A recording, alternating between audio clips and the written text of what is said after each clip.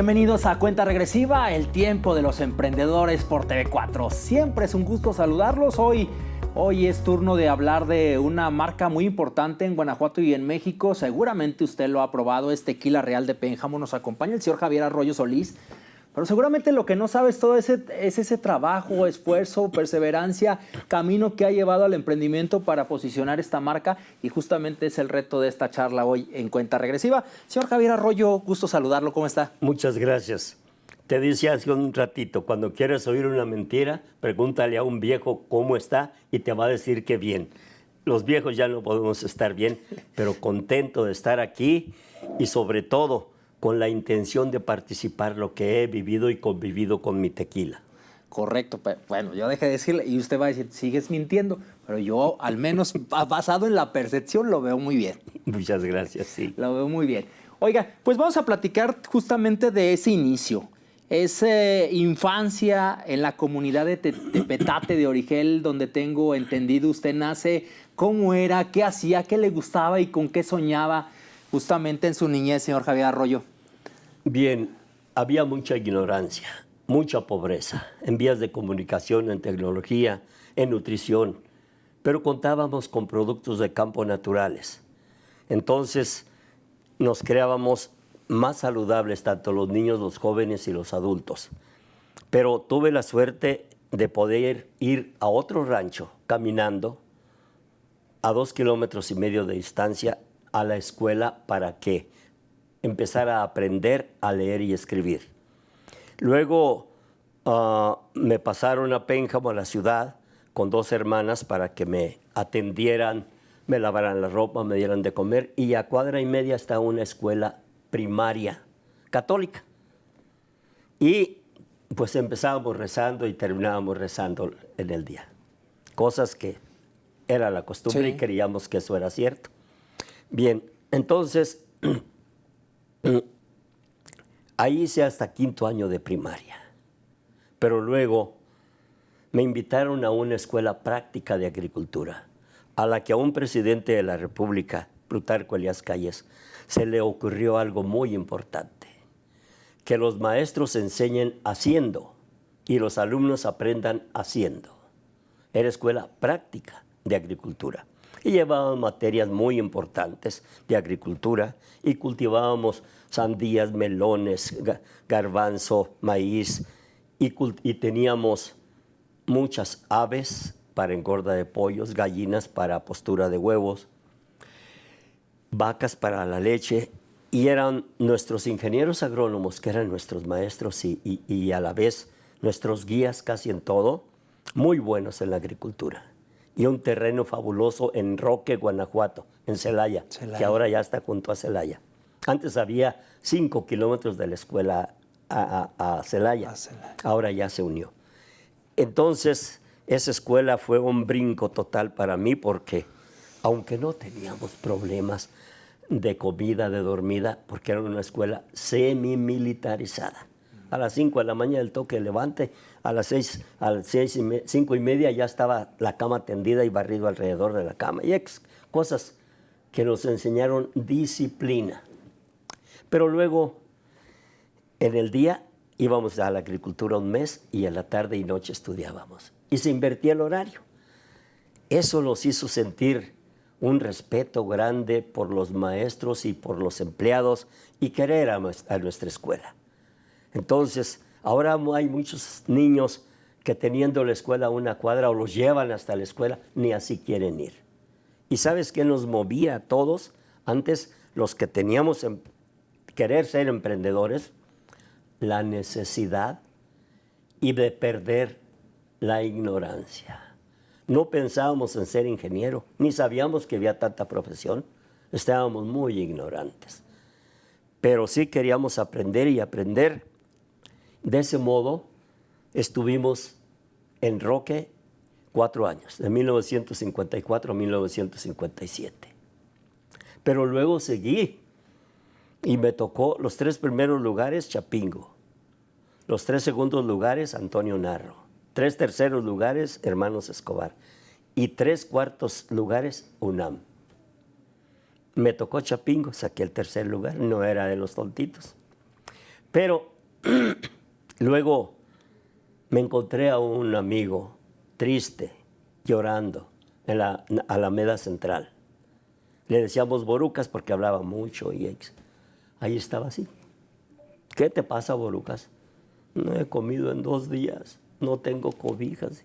Y me tocó la UNAM y allí no hay de comer, allí no hay dormitorio. Yo te tengo la solución. ¿Qué tal si hacemos una permuta? Vamos a que nos cambien, yo me voy a la UNAM y tú te vas a Chapingo, allí sí hay que comer. ¿De veras? Sí, vamos, vente. La Secretaría de Educación Pública, Paco, está en Argentina, en la calle de Argentina. Fuimos, lo logramos, de acuerdo los dos. Fue por ello que me fui a la Prepa 5 y él a Chapingo. Pero ¿qué crees? Llegué a la prepa y me dijeron, no podemos recibirlo. Usted no tiene secundaria. Sí, hice primero agrícola, segundo agrícola y la prepa para... No, debes lógica, ética, filosofía, inglés, francés, debes muchas materias. Así que hasta que las revalides, te aceptamos. Paco, perdí 1 año en revalidarlas. Entré a la prepa 5, en Cuapa, y otra vez, a trabajar de día, a estudiar tarde-noche. Esa fue toda mi vida, Paco. En mi casa, mi abuelo era hacendado, pero cuando a Cárdenas se le ocurrió repartir la tierra, pues partió todas las 618 hectáreas que tenía mi abuelo, pero como la mujer siempre es más astuta, más audaz, mi abuela le preguntó al ingeniero que iba a repartir la tierra, oiga, ¿y mis hijos no tienen derecho a un derecho agrario? Sí, señora. Y yo como esposa de Herminio, ¿no tengo derecho a firmarle de recibido aquí el casquito de la hacienda? Sí, señora. ¿Y cuándo hacemos los papeles? Cuando usted quiera, señora. Pues vamos. Mi abuelo no era malo. Le prestó un cuartito al ingeniero para que allí atendiera a los futuros ejidatarios. Y de ese modo empezó mi abuelita. Dígame el nombre del mayor, el otro. 12, 6 hombres, 6 mujeres. Pero cambiaron mucho las cosas cuando vino el ser ejidatarios. Era una cosa terrible. Un ejidatario no tenía ni una pala, ni un asadón, ni un burro, ni un caballo, nada. ¿Con qué iba a cultivar la tierra? Pero ese problema ya pasó, hubo intercambios y todas las cosas. Y yo seguí en mi ruta en México. Paco, ya te platiqué mucho. Otra pregunta, dale. No, bueno, qué interesante, por eso es que estaba pues completamente escuchándolo. Nada más una duda, ¿por qué usted decide hacer ese intercambio con su cuate en cuanto a irse a otra escuela? Mira, Paco, en un internado y más de niños a jovencitos, no tenemos contacto con la urbanización de una ciudad, contacto con la sociedad. No sabíamos de fiesta, no sabíamos de nada.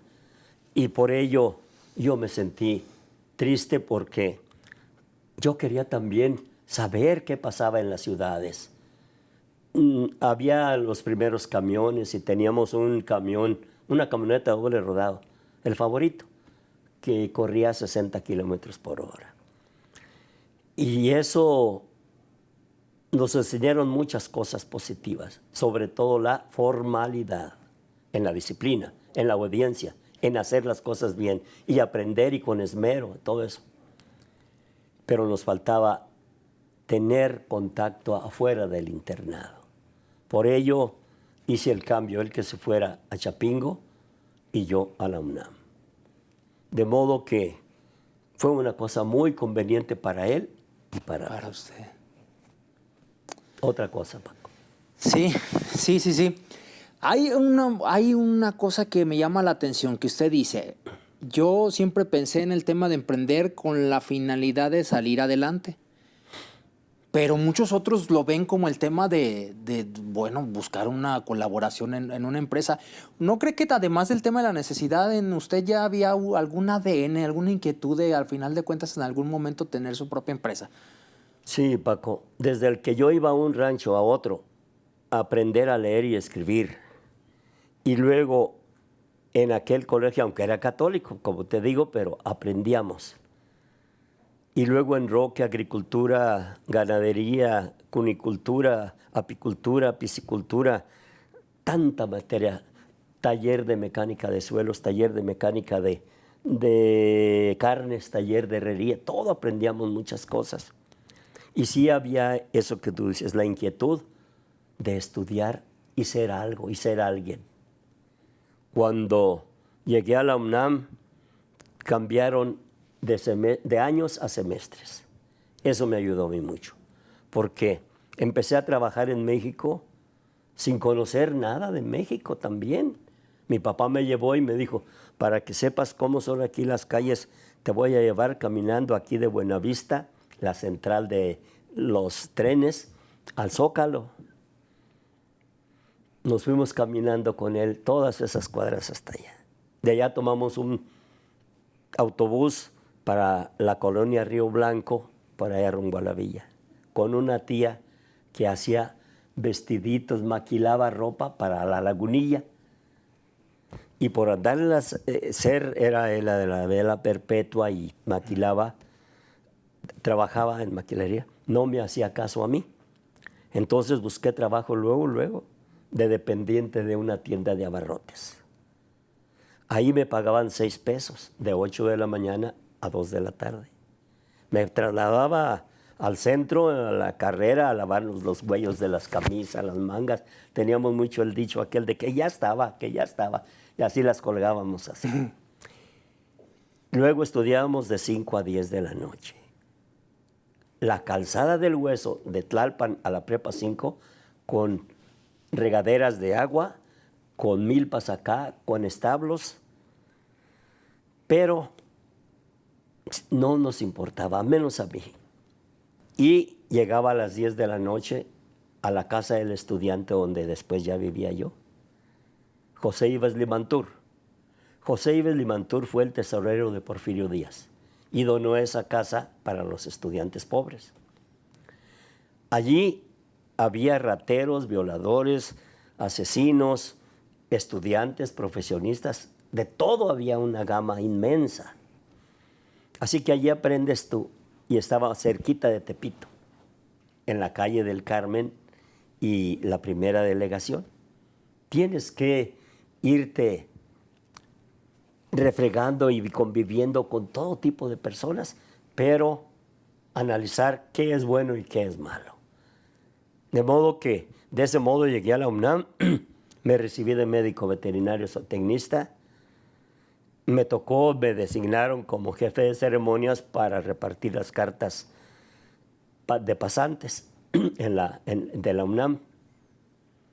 Pero luego en México, pues, te das cuenta de que te tienes que defender hasta del que te da grasa, de los policías preventivos, de todo mundo te tienes que defender en aquel DF que era Distrito Federal y que nosotros le llamábamos al DF, defiéndete fuereño. Así que imagínate cómo vivíamos entonces. Pero empecé a cantar en Garibaldi y allí, porque no nos recibían en la prepa, y para hacer tiempo íbamos a ver 3 peliculotas por $1 en el Cine Florida, en el Cine México, para perder el tiempo, Paco. O irnos a Garibaldi. Y yo le pedía al jefe de aquel mariachi, porque había así de mariachis, déjame cantar esa canción, si algún turista le decía, canciones de aquel tiempo como Ella, Cuatro Caminos, La que se fue. Y cuando yo la sabía, decía, déjame cantar, al cabo a mí no me pagas. Allí empecé a cantar. Toda mi vida he cantado. Entonces, en Pénjamo formé un mariachi de niños que ya son abuelos, fíjate. Y muchas cosas que he hecho porque lo que es el canto, la música y la bohemia te conservan. Yo tengo 61 años de tomar 2 traguitos al día, antes brandy y ahora tequila, y me conservo bien, mira, ya 84 años y medio, y todavía acabo de jugar básquetbol, ya no juego, porque todo se acaba y todo cambia en esta vida. Así es. Algo más, Paco. Oiga, señor Javier, ¿en qué ¿En qué momento surge esa idea de justamente convertirse en emprendedor? Como bien lo mencionaba, siendo de profesión médico veterinario o zootecnista, cualquier otro hubiera dicho, pues ahora sí ya tengo el conocimiento en campo y conocimiento de la academia, pues habré de irme por ese rumbo. ¿En qué momento cambia el camino hacia emprender y en particular en cuanto a la producción de tequila? Mira, a mí, como te acabo de mencionar, me gusta el canto, me gusta la música, pero me gustó la charrería.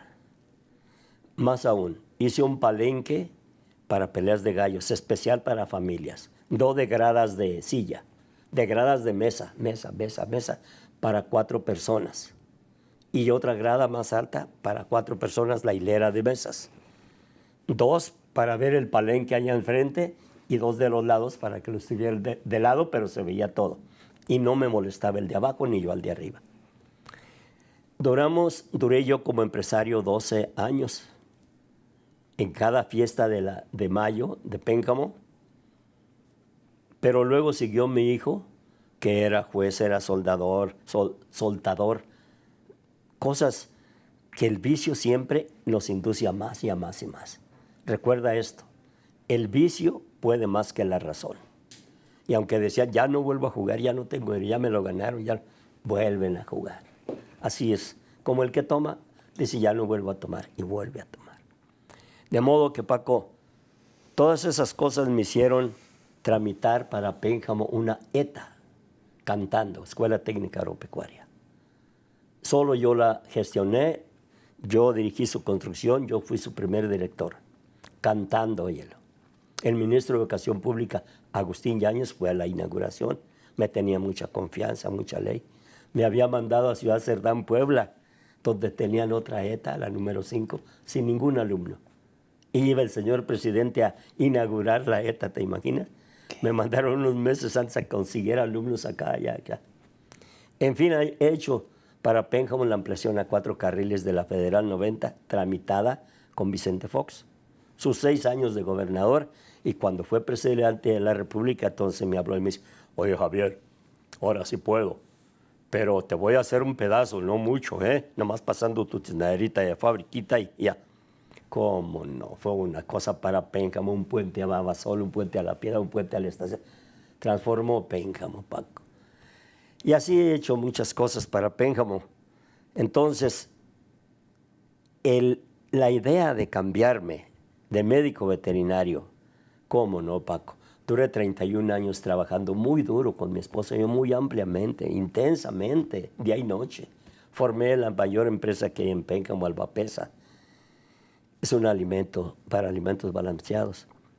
Y de andar oloroso a puercos, a reses, corneadas, patadas, a andar con el tequila que te da alegría, que te induce a muchas cosas, pues me cambié aquí y he sido feliz porque poco a poquito, vamos aprendiendo más, pero también vamos creciendo para dar empleo a los de mi rancho, a los de la ciudad, a técnicos que tengo de Jalisco.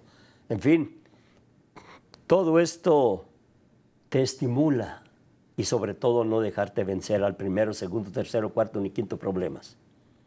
Mira, Paco, el apoyo principal de una empresa, mayormente de una industria, es el personal. Pero el principal problema de una empresa es el personal, que ya son muy caprichudos, ya no los puedes regañar, porque tienen estas ventajas que la ley dice esto, y todo eso hay que saber afrontarlo, emprenderlo y soportarlo, como te digo, de modo que podamos sobrellevar todo, ir luchando y luchando y luchando, conseguir nuevos técnicos y hacer un buen tequila. Muy importante que en todo producto influye mucho la presentación, sus cajas, sus envases, sus botellas, etiquetas, contraetiquetas, tapó todo, pero más la calidad. Y que no te dejes vencer. Las grandes empresas de Jalisco ahora producen tequila con mucho alcohol de caña. Sé y me consta. Yo no te voy a decir algo que no me conste. Y yo aprovecho eso. Yo sigo siendo feliz con mi familia porque mi empresa es familiar.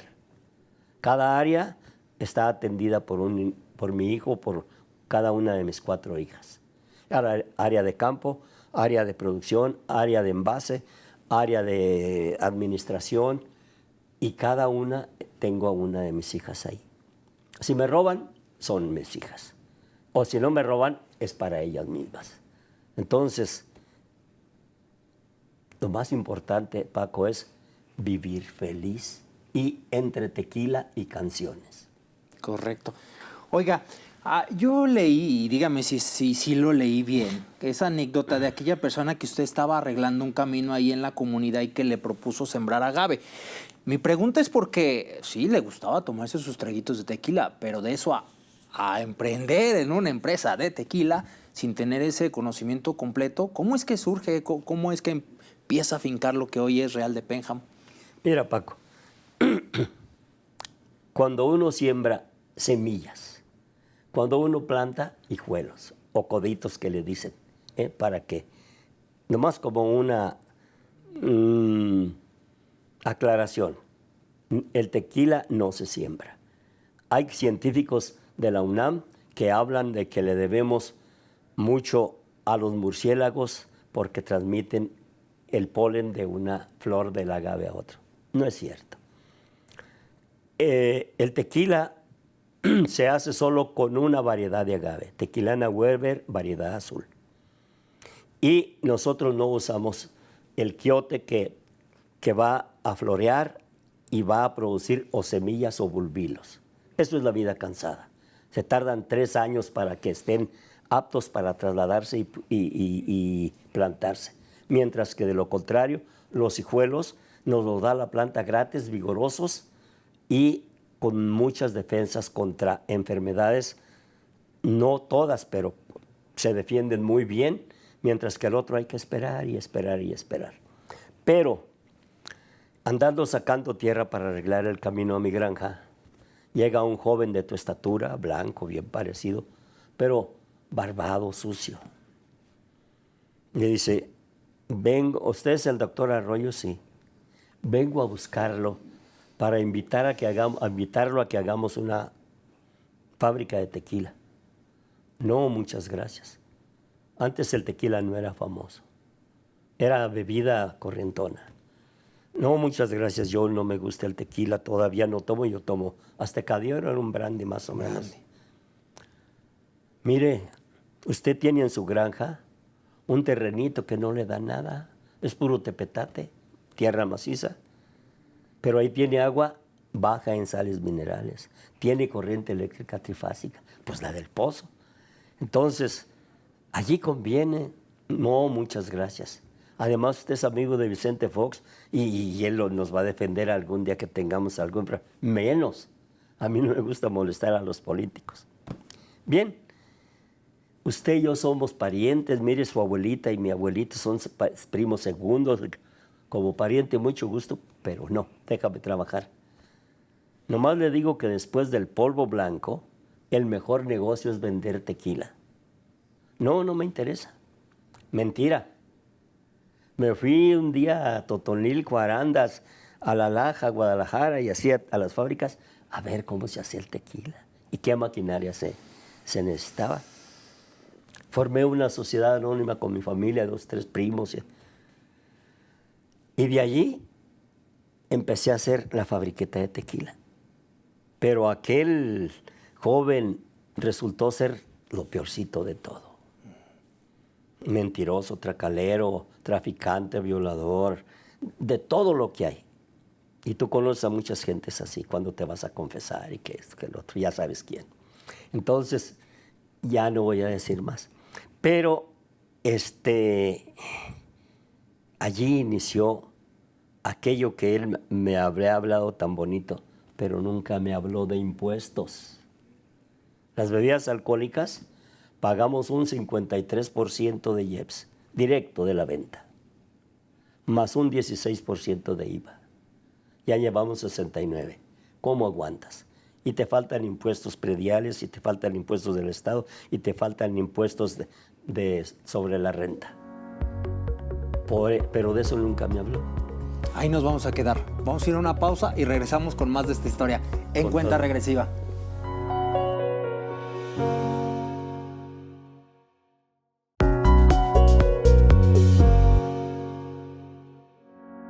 Nos quedamos en un momento bien interesante, señor Javier Arroyo. Ese momento en donde, pues resulta que sí, esta persona le generó la inquietud, pero no fue el personaje que usted esperaba, justamente. Él se dio cuenta de que no fue del todo honrado. Adelante, por favor. Sí, Paco. Pero él fue quien me indujo a esta cosa tan hermosa Así es. y tan sabrosa. Y empezamos con muchos problemas, como toda empresa, sin mercado. Cuando teníamos un problema, teníamos varios problemas, pero hice primero tequila blanco. Todos los tequilas nacen blancos, sin excepción. Se meten a barricas y ahí es donde la barrica, que está quemada por dentro, sobre todo barrica de roble blanco, le va a dar color, olor y sabor. Pero nos olvidamos ya del proceso de producción y nos metemos a maduración.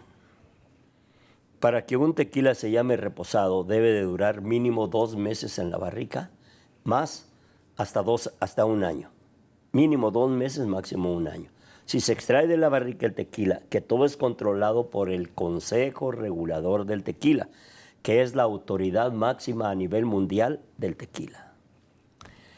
Pero luego de un año, un día, a 3 en la barrica se llama añejo. Esto es tequila añejo. Después viene el tequila extra añejo, que es de 3 años en adelante, sin límite de edad.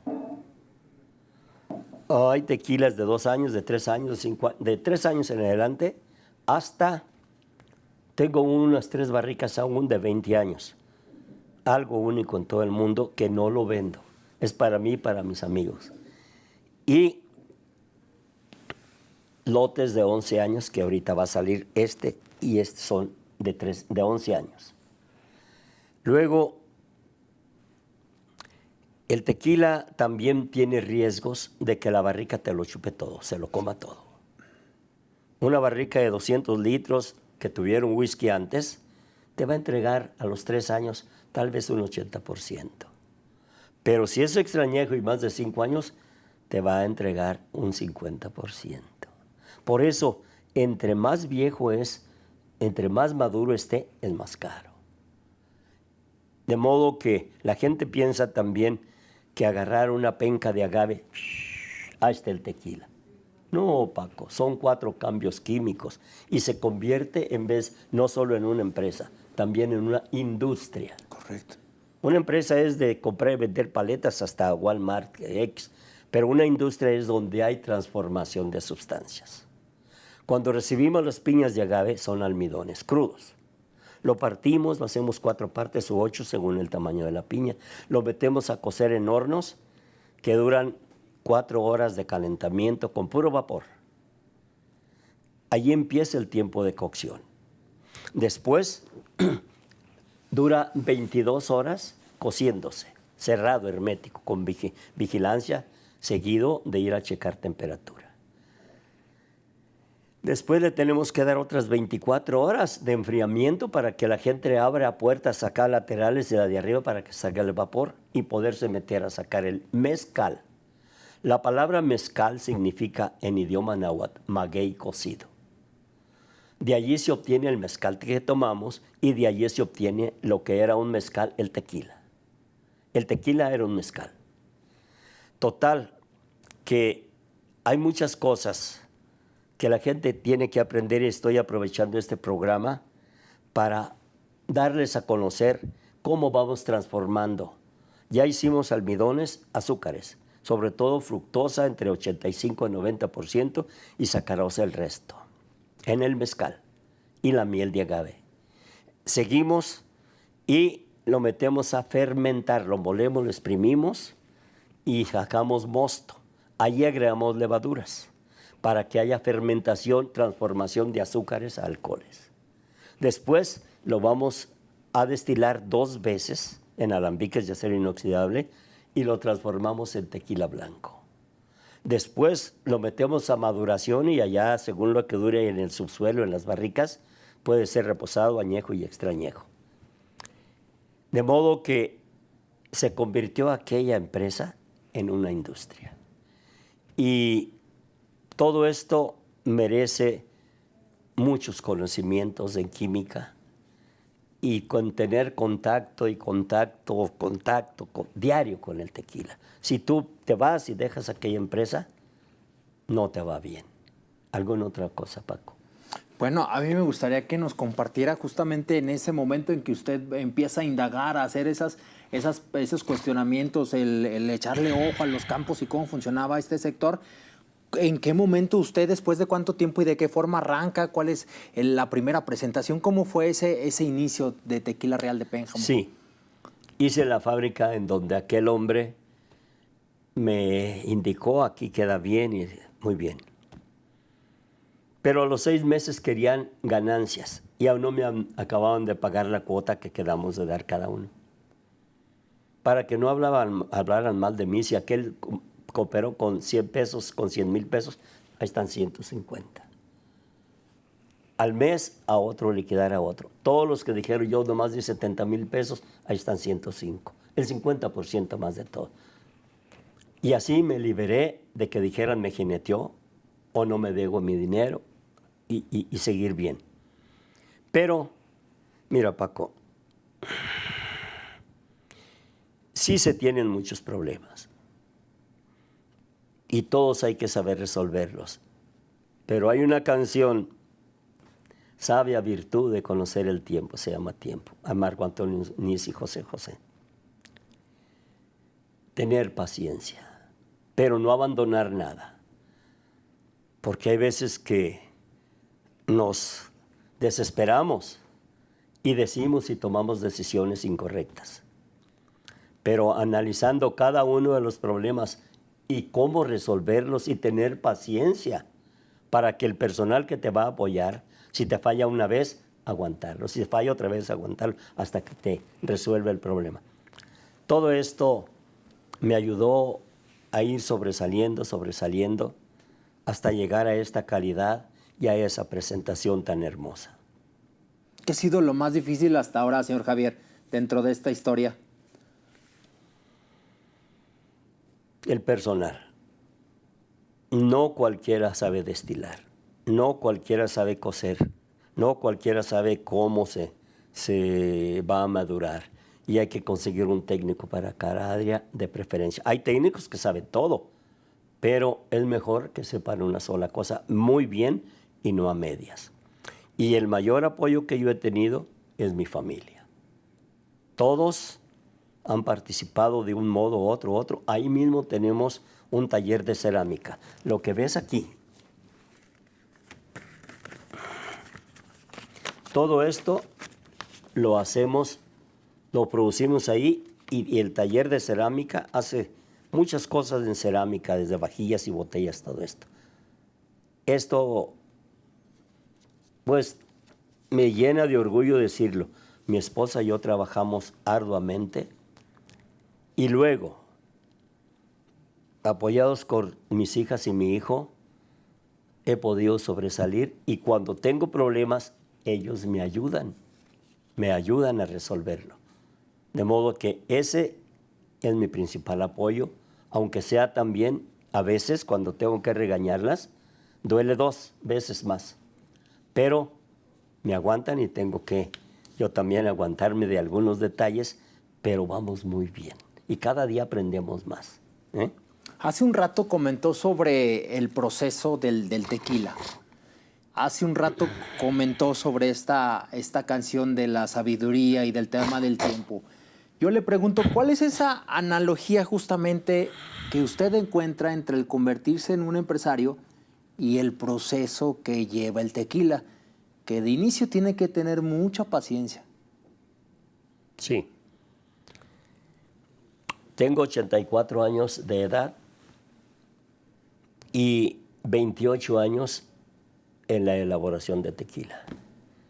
Entonces, tuve la suerte de que yo no sabía que existían catas, pero llegó un grupito de 3 personas a invitarme a que participara cuando apenas tenía 3 años haciendo tequila, en una cata a nivel nacional, que iba a haber muchas marcas de tequila. Y dije, sí, claro que me interesa. ¿Y dónde va a ser y cuándo va a ser? Espérese, aquí les doy la botella de una vez. No, ya la tenemos, la compramos en el mercado aquí en Pénjamo, porque usted la puede sembrar. Y no, o sea que yo puedo darles un mejor tequila del que sale al comercio. Entonces, a los pocos días, me invitan a que fuera al Hotel del Prado en México, frente a la Alameda Central, a recibir un reconocimiento porque obtuve el 3er lugar nacional a nivel del tequila reposado. Fui y pues eso me llenó de orgullo y lo cacaraqueé en cada feria, en cada fiesta, en donde quiera, y puse una hombrera en cada botella de estas. 3er lugar nacional, Academia Mexicana del Tequila, en repujado, aquí. Eso me abrió las puertas en el mercado. Y allí empezamos y te repito, procurando siempre hacer lo mejor para obtener esta calidad. Hablando de la presentación, ¿cómo trabaja para justamente el tema de hace un rato le preguntaba, la botella tiene un trabajo de repujado, o la botella que tiene ¿es de cerámica? Sí. De cerámica. ¿Dónde surge ese cubrir la cadena de proveeduría del tequila? ¿Y dónde surge también el aprendizaje para hacer este tipo de cosas que a final de cuentas le dan ese valor agregado a cada una de sus botellas? Sí. Mi hija Sandra, la mejor de mis hijas, aprendió en Tarandacuado, y mi hija Alejandra aprendieron en Tarandacuado cómo se hace, pero luego nos iban a dar 3 pláticas. La primera fue muy importante, la segunda fue repetición de la primera y la tercera ya no se realizó. Los celos entraron y aprendimos y luego vamos a Tonalá, ahora vamos a Dolores Hidalgo, ahora vamos a Tarandacuado, ahora vamos acá y allá, para seguir aprendiendo cómo se hace la cerámica. Eso es algo muy especial porque se cose la cerámica a 1180 grados centígrados. Son 8 horas de calentamiento en un horno y 8 horas de ir bajando la temperatura, y a cada botella por dentro se le pone un vitrificado para que no absorba al tequila y para que no se tire. Y es una ciencia también muy importante saber cómo se hace el tequila y cómo se hacen las botellas para el tequila. A veces le pregunto a algunos clientes o amigos, oye, para que resista el tequila allá adentro, ¿cómo crees que le sacamos la cerámica a la botella? Pues no sé. Se hace con moldes. Y las pastas se tienen cierta temperatura y cierto tiempo para que se vayan adhiriendo y resecando por dentro de las botellas. Se le pone vidrio por dentro y se cocen y se hace un vitrificado resistente para que no filtre el tequila. Paco, es una cosa muy importante. Pero luego se nos ocurrió también, empezamos a comprar las etiquetas en cerámica y luego hicimos nuestro propio taller. De repujado, sí, me equivoqué. Y acá una frase que ayuda mucho, mira. Para amigos especiales. Todo esto, y ahora, pues como te dije hace un momento, cuando te leí o te pronuncié aquella frase, hice 20 y tantas cápsulas de 1 minuto. Te voy a decir la primera. Venga. Aumente su cultura en el tequila. ¿Sabe usted de qué está compuesto el tequila? El tequila está compuesto en un 60-65% de agua. El resto es etanol. Y lleva miligramos de ésteres, aldehídos, furfural, metanol y algunos otros alcoholes superiores. Recuerde, el tequila se toma el tequila se toma poco y de a poco. Pero si el tequila es real de Pénjamo, se toma solo, pero bien acompañado. Perfecto, ahí está. Cada frase, cada cápsula de aquellas tenía el mismo final, como promoción del tequila. Te puedo hablar de las bondades del tequila, pero el tiempo, quién sabe. Te las voy a mencionar y luego tú dices de cuál tocamos. Venga, adelante. Mira, el tequila es un magnífico aperitivo. Cuando tú no tienes hambre, dices, déjame tomar un tequilita o dos que me saque hambre, que me dé hambre. Y lo logras fácilmente en unos 2, 3 traguitos. Pero es mejor como digestivo. Una vez en la Universidad Ramón y Cajal, en Madrid, competimos como digestivo y empatamos con los vinos. Pero como estábamos allá en España, comprendimos que ganamos, pero para que no se viera mal el vino, empatamos. En México, Paco, lo conocemos como desempances. Cuando los mexicanos estamos muy famosos como mentirosos, como tracaleros, como todo, pero nos admiran en todo el mundo como fiesteros y dragones. Entonces hay veces que la panza crece con gas, con el tequila empezamos a eruptar. Y la digestión se acelera, se ahorra por lo menos un 20% en el tiempo de digestión. Mi hija cocina todo al tequila. Y reduce el colesterol. Tenemos 2 tipos de colesterol, nocivo y bueno, LDL y HDL. El tequila reduce el colesterol nocivo. El tequila es un magnífico reconfortante muscular. Cuando estás cansado, déjame echarme un tequila. Y te quita el cansancio y recuperas la fuerza inmediatamente. Es un relajante del sistema nervioso. El tequila te ayuda a tranquilizarte. Que tienes un problema amoroso, económico en el trabajo, antes de discutir y dar respuestas drásticas impropias, te tomas un traguito, 2, déjame tranquilizar para seguir platicando.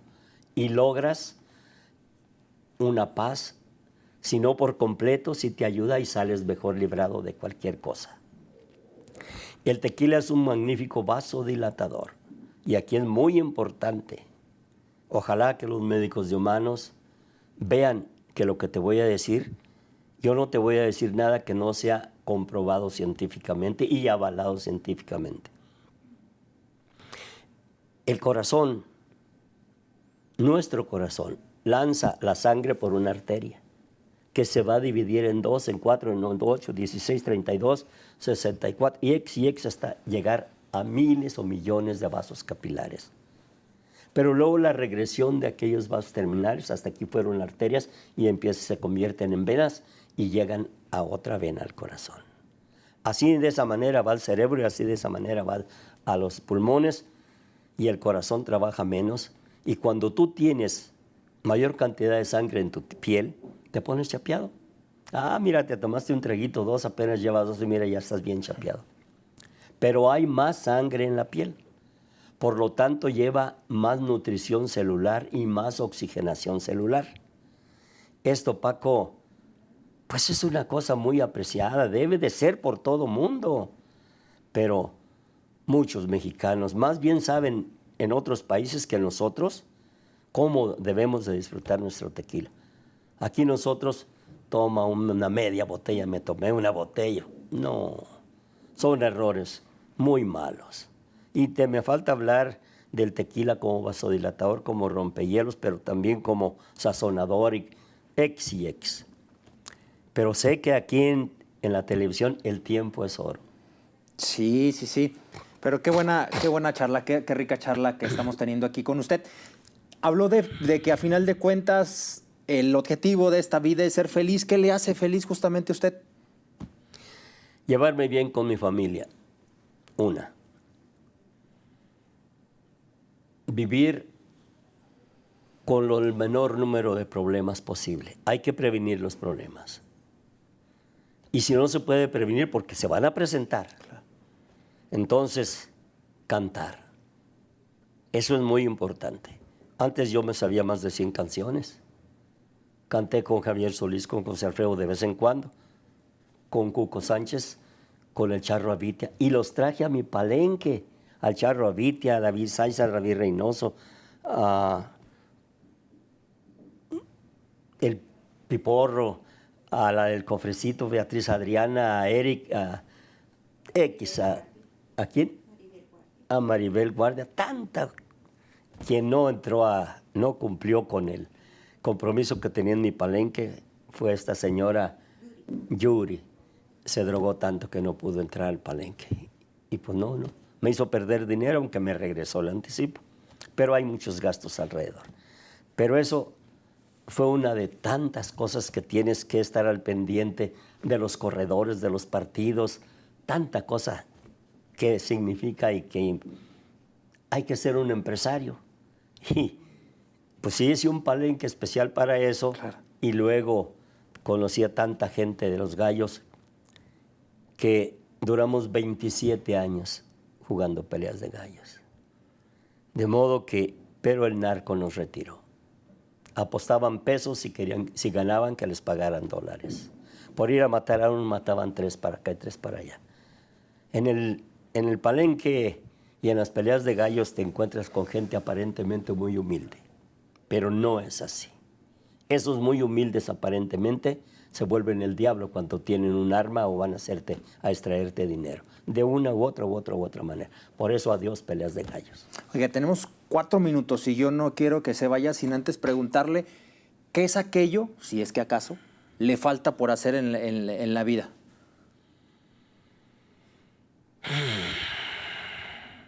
Seguir trabajando y seguir dando empleos, fuente de trabajo. Yo con eso tengo. Y evitar hasta donde es posible los problemas entre familia. Eso no es fácil. Todo mundo los tenemos. Sin embargo, hay que regular.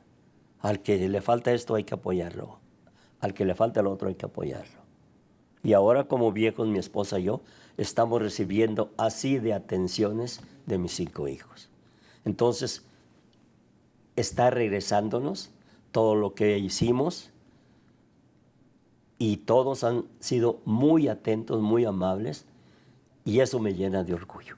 Yo he dicho que el más rico de Pénjamo soy yo, no de dinero, de mi familia y de las atenciones de mi familia.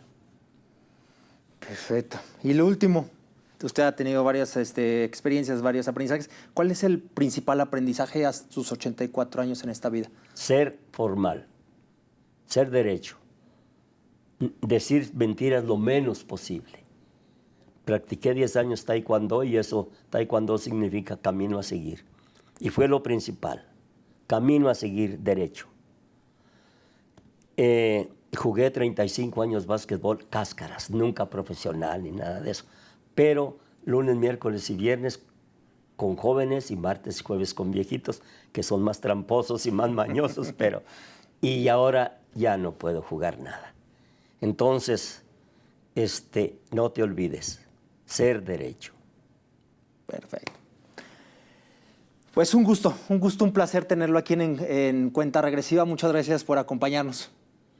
Gracias a ti, Paco, y a los patrocinadores y al gobierno, el Estado, todo, para que conozcan y vean y que se confíen en que lo que hacemos es mucha calidad en tequila real de Pénjamo. Así es. Señor Javier Arroyo Solís, gracias. Y gracias a ustedes por, como siempre, acompañarnos en Cuenta Regresiva. Recuerde que si quiere emprender, su tiempo ya está corriendo.